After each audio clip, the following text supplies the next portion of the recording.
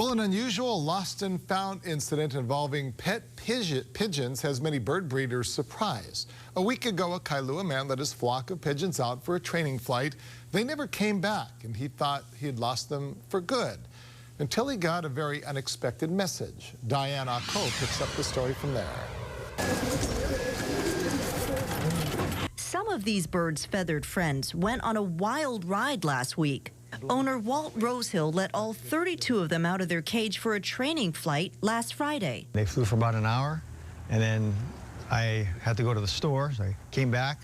There was only 4 here, and then I haven't seen 28 since. He waited and waited. If you don't see one after a couple days, you know, yep, they're not coming back. He figured they ran into foul weather, and they're real bird brains when it comes to finding home.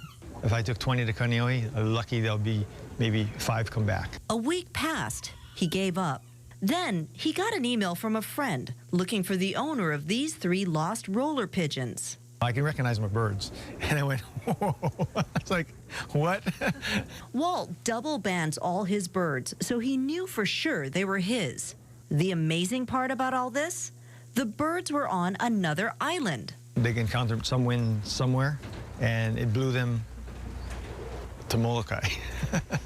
For this kind of bird, a roller pigeon, 35 miles from Walt's house in Kailua, all the way to Molokai, is far.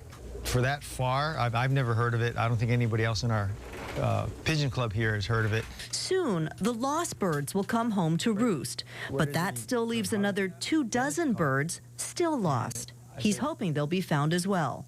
Diane Ako, KHON2 News. Hopefully after seeing this story, maybe somebody might be able to help spot one of those pigeons. I know, but imagine them, whether they got caught up in wind, 32 miles, all the way to Molokai. over the EV channel, that's something. That is.